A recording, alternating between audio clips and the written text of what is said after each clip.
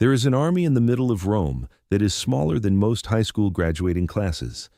It has existed, without interruption, since 1506. It has outlasted the empires that used to mock it as decorative. Every man in it has sworn to die, specifically and by name, for one person. To join, you cannot be married. You cannot be anything but Swiss. You cannot be anything but Catholic. And you have to be willing to give up 2 years of your life for a salary that is, by any honest comparison, an insult.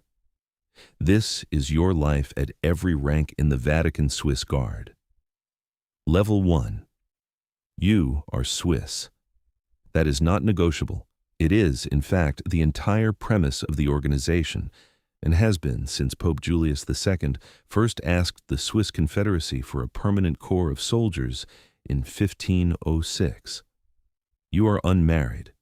You are a practicing Catholic. You are somewhere between 19 and 30 years old, and you are, by the standard the recruiters use without apparent irony, at least 5 feet 8.5 inches tall, a number that has remained essentially unchanged since long before anyone alive today was born. You have already completed your compulsory service in the Swiss military, because that is not optional either. You hold a professional diploma or a high school degree, and you carry what the official requirements call, without further explanation, an impeccable reputation, the kind of phrase that sounds simple until you realize how much of your life it is quietly asking you to account for. Most of your friends back home have never heard of half of this. To them, this is a Renaissance costume and a photo opportunity for tourists. They do not know yet that you are about to sign away 2 years of your life to become one of roughly 135 men on Earth who are legally required to die for someone else if it comes to that. Level 2. The process does not begin with a uniform. It begins with a preliminary screening, followed by an interview with a recruitment officer somewhere in Switzerland that lasts perhaps an hour, during which a stranger tries to determine, in 60 minutes or less, whether you are the kind of man this institution can trust, with a halberd and a direct line to the Pope's personal security. Then comes the part nobody explains well in advance, an intensive psychological evaluation designed specifically to determine whether you can withstand what the job actually demands: long stationary hours, total submission to hierarchy, and a level of scrutiny that will follow you for the rest of your service. You pass, or you do not. Most men who apply do not make it this far. The ones who do describe the waiting between stages as its own particular test, weeks of silence punctuated by a phone call that could end the process entirely for reasons nobody is required to give you. You get the call. You are going to Rome. Level 3. You arrive in a city that has nothing in common with the Swiss towns and villages this guard has recruited from for 5 centuries. The first 2 months are not what you expected. You are not handed a halberd on day 1. You are handed instead roughly 56 hours of intensive Italian instruction, because the language of your daily life is about to change completely, and nobody here is interested in you learning it slowly. Alongside the language, there is what the Guard calls cultural and spiritual formation, a phrase that turns out to mean something closer to a complete re-education in the world you are about to permanently occupy. You are exposed to the working environment of the Vatican itself, walking corridors that most of the 7 million annual visitors below you will never see. You live in barracks with men who left the same Swiss towns you did, speaking German, French, and Italian in the same hallway, sometimes in the same sentence. One guard, years into his service, will later describe the atmosphere as walking into Switzerland itself, a strange, specific homesickness cure hidden inside the smallest country on earth. Level 4. You are sent back across the border to the Italian-speaking canton of Ticino and handed over to local police instructors for training in self-defense and firearms. This is not ceremonial. The Guard's actual security function is real, even if the halberd on the postcard suggests otherwise. You train in shooting. You train in self-defense. You train in firefighting and life-saving measures, because the men who guard the Pope are also, functionally, First responders inside a sovereign city-state with its own particular emergencies. In the final month before the oath, there is a sports test, physical evaluation against a standard the Guard will not lower for you, no matter how far you have already come. Some men wash out here after months of preparation for failing to meet a bar that was set before they ever applied. You pass. You are issued the modern training uniform first, plain, functional, nothing like what tourists photograph. The ceremonial version comes later, and it comes with a weight you do not yet understand. Level 5. May 6th arrives. The date is not a coincidence, and nobody lets you forget that. On this exact date in 1527, during the sack of Rome, 147 Swiss Guards died defending Pope Clement VII while the imperial army tore through the city.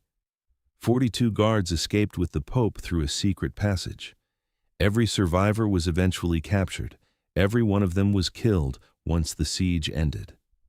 You stand in the San Damaso courtyard of the Apostolic Palace in the full ceremonial uniform for the first time.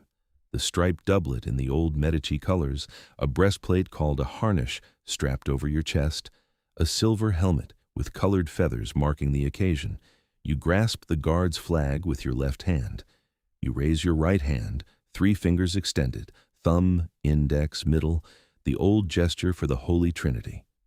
You recite the oath, the same words recruits have spoken since 1548, promising to serve faithfully, loyally, and honorably with everything you have for as long as you hold this post. Your family is somewhere in the crowd behind you. You do not look for them. You are looking straight ahead at a flag that has outlived every empire that ever doubted this Guard's relevance. Level 6. You are a Halberdier now, the entry rank, the one every single man in this Guard's 500-year history has started at, regardless of what he did before. The daily uniform is simpler than what you swore your oath in, a blue doublet and beret, functional and comparatively plain.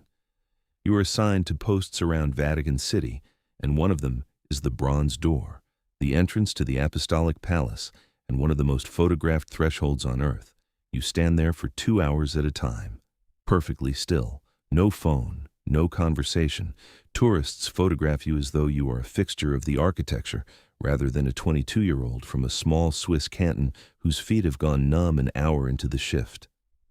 One guard, years into his service, admitted that reciting the rosary silently in his head was the only technique that got him through the stationary hours without his mind fully unraveling. You develop your own version of the same trick. Everyone does, eventually.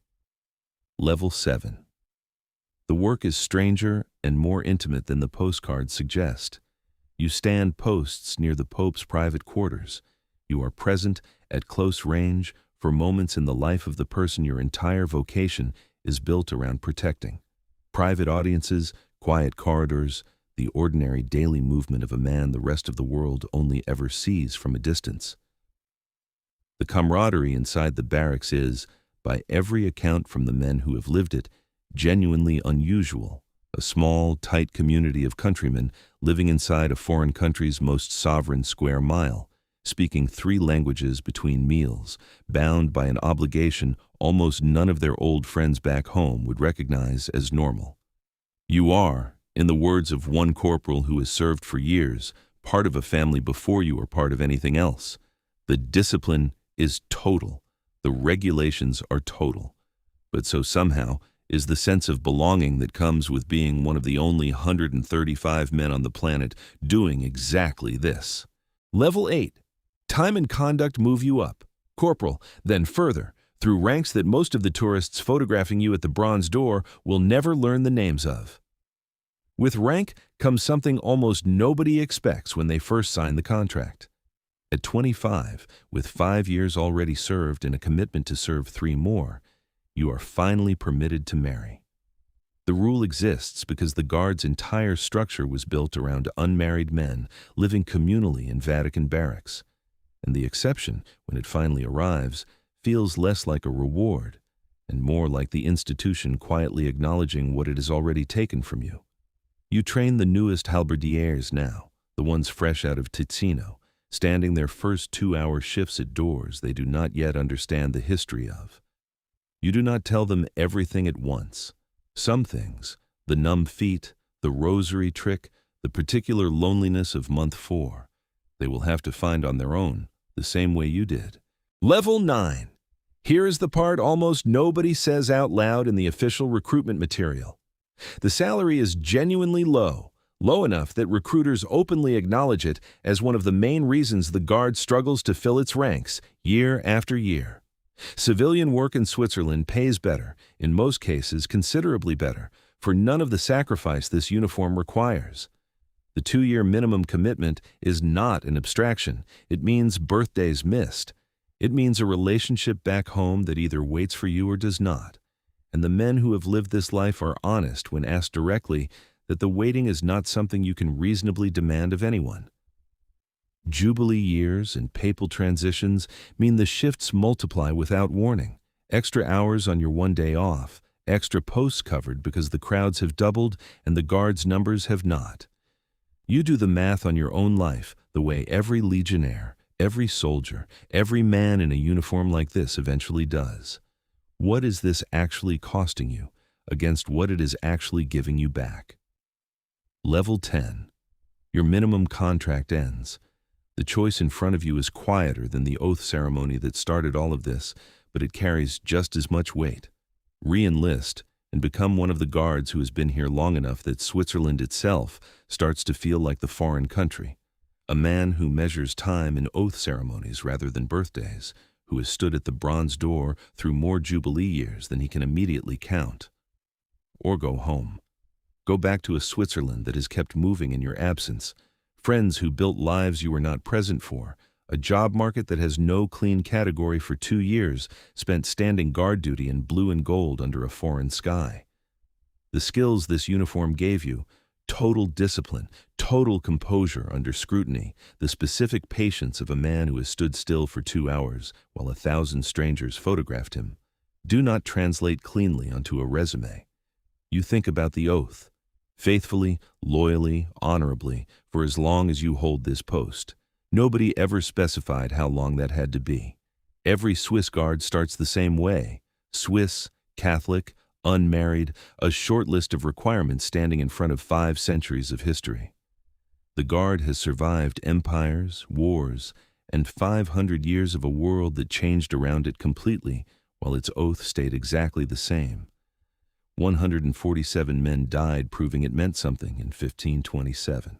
Every recruit since has sworn to mean it just as much. Somewhere in Switzerland tonight, a 19-year-old is filling out an application, checking boxes for requirements he has spent years quietly meeting without fully understanding why.